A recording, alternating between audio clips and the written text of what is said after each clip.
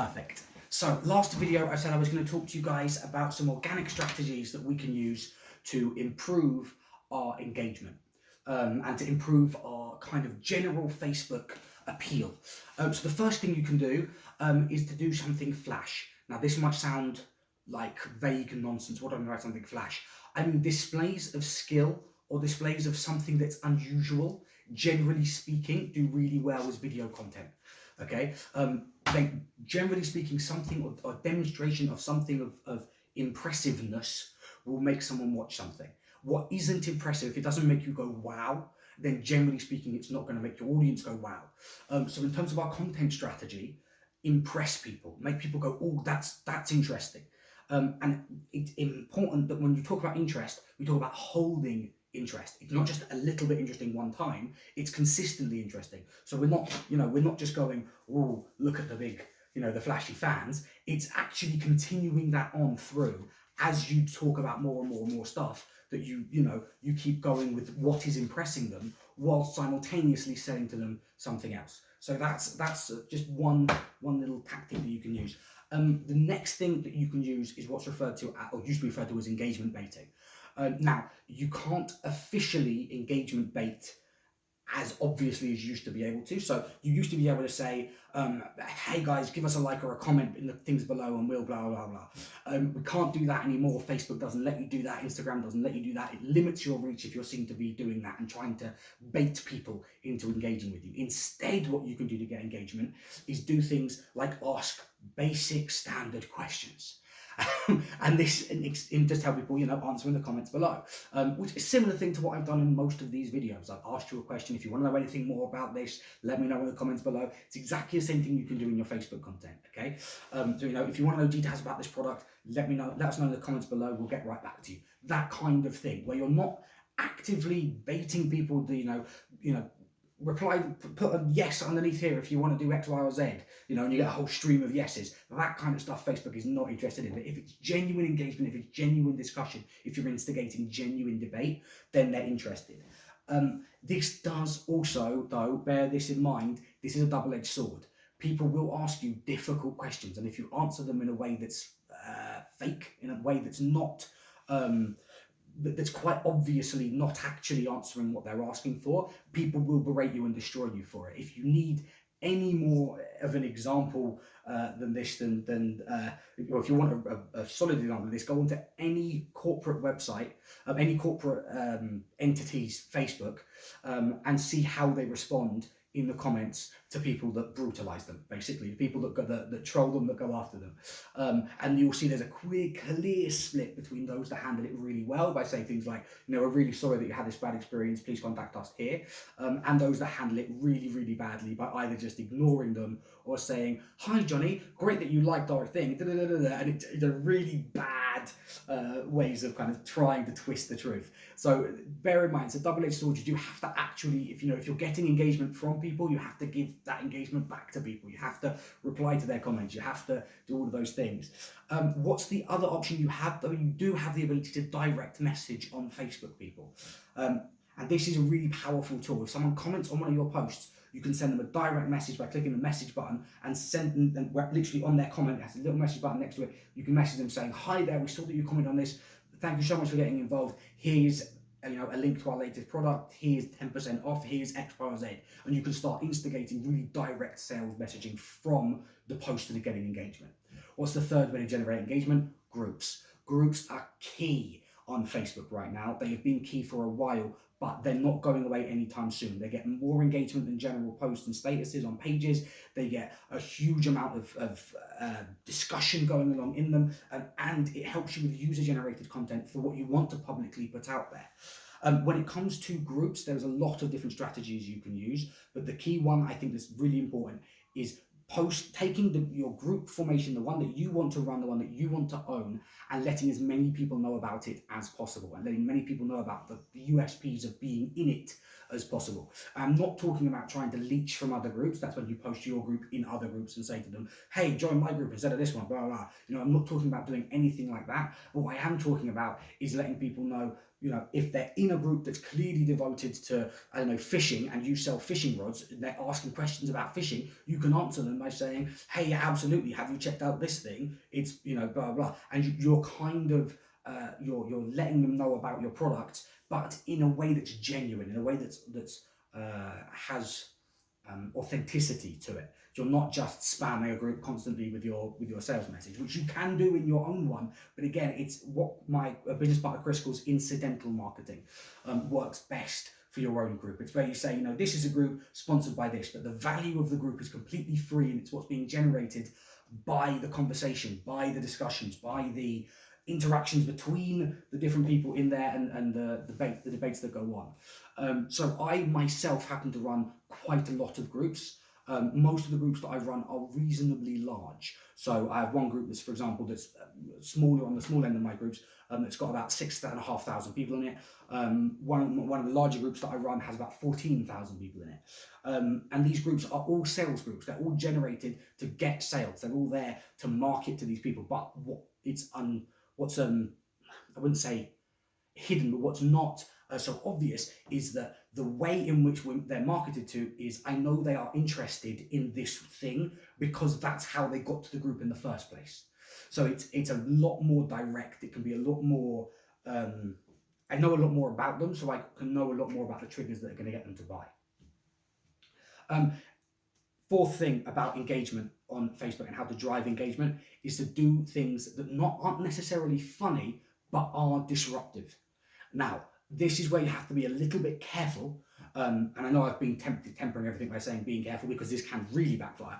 But if you disrupt someone's sensibility, if you disrupt someone's notion of how they should be, or what a company should be doing, you can create some really, really big impacts. There are two companies, well, three, but are two that I'll list here that do this really, really well. One is Paddy Power. So they are a company that do football stuff. And their disruptive marketing is essentially them trolling football companies. They're a betting company, Paddy Power, if you don't know about them. But they troll essentially different football teams and different sports things with relatively funny in-jokes that only people within those sporting groups would understand. But the reason they do it is because the people that are within those sporting groups also happen to be their core customer base. They're the people that are betting on these plays in these games. They're the people that are, engaged with them as a brand. The other one that's worth looking at is Dave. Dave is a TV channel here in the UK, and again, they run social media adverts and social media posts that are intentionally disruptive. Sometimes they can be a little bit facetious, sometimes they go, but the fact that they can be like that, and the fact that people then go, oh, that wasn't funny, that was facetious, gets the engagement up, it gets them going. Now, that's why I mean where I say it can backfire, because you don't want to have a whole host of people saying, oh, this is terrible, I hate you, blah, blah, blah, because then you just get a whole lot of negative stuff coming off the back of it, which isn't great for your brand, and it isn't great for your image as a business. But certainly being disruptive is a massively powerful tool that you can do on social media, and you should be aiming to do on social media, but you should be aiming to do it within the alignments of your brand. Point number 5 about getting engagement on your Facebook, Instagram, social media channels in general is live video. This is massively important, and I think it's something that's been consistently overlooked, even though most marketers, like myself, like other people that run companies, have been constantly ranting and raving about this for a while. We did see a peak of it with the DJ kind of world at the beginning of the first lockdown, but since then it has dipped a little bit and it isn't really being taken advantage of as much as it could be. Facebook Live, Instagram Live, YouTube Live for that one, is a massively powerful tool, because it lets your customers and your clients know that you're literally there. Like, what they're seeing really is you in that moment.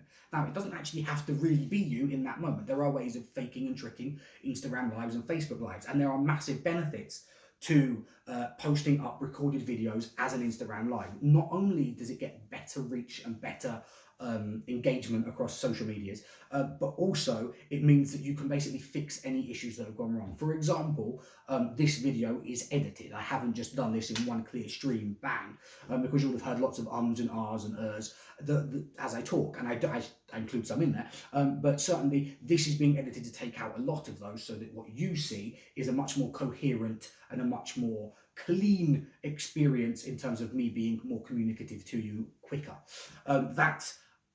That is a real benefit to recorded video, but we still want to use the aspects of reach and the added advantages of all of the stuff that comes with appearing to do a Facebook Live. So that's why I would highly recommend you do a Facebook Live. What you can also do within Facebook Live and with Instagram Live and all these other ones is you can run things that use the live aspect of it. Now, as I said, if you're doing it as a pre-record, you can't really do that. But there have been companies that have done Facebook Live quizzes where they have rewards that are being won, and you can literally, answer in the comments. Again, you get a huge load of comments coming off the back of it as people are answering the quiz. You can do ones like, do comment X below, and this will happen in the video. And people comment those different things to see the different things happening in the video. That kind of creating this back and forthwards engagement feature, where what their engagement has an impact on what they're seeing. Massively powerful, hugely powerful for driving engagement. So that's point number 5. Point number 6 is a kind of controversial one, but one that is worth doing, especially right now, and that's collaborations. You will see a lot of, especially the larger brands, collabing with each other in order to create more engagement and to make people go, oh wow, could you believe, Coca-Cola and Pepsi are working together? I mean, they're not. But that kind of collaboration where it's companies that you never expected to be doing stuff together, suddenly do stuff together. And what happens is people get engaged with it. They get, you're getting the client base from the other brand, and they're getting your client base. So you're kind of mixing and merging, cross-forming. It can obviously, again, it can backfire. It is a controversial one to be doing, but it does drive massive forwards of engagement, massive levels of interest, and that's essentially what engagement is. It's really important to not negate or confuse the 2 points. Interest is engagement. Engagement is interest. If you fake engagement, all you're doing is pretending that people are interested in you when they're not. There's no benefit to doing that whatsoever. So fake likes, fake comments, fake shares do nothing to help your brand whatsoever. In many ways, they do everything to hinder your brand because it's fake interest. It's interest that's only to do with you. I may as well be writing down in my diary, all loads of people love me. There's no benefit to me at all. I'm not putting anything out to actual people. So interest is engagement. Engagement is interest. And so long as what you're doing is interesting, is in some way formulating interest, then you will get better engagement. That's essentially the key. So that's when it comes to collabs or collabs, you'll see that, just pronounce collabs differently twice. What the hell am I doing? When it comes to collabs, what you'll see is occasionally companies mixing together that really don't actually fit together, and you'll be like, what on earth is that going on there? And that's the whole reason, is to make you think, what on earth is going on, and tell your friends, have you seen this? This is happening, this is happening. It's very similar in a way to a transfer window where one footballer joins a completely random team that you never thought they'd ever go to. And you're going, oh wow, have you seen this guy's gone over here, this, and this?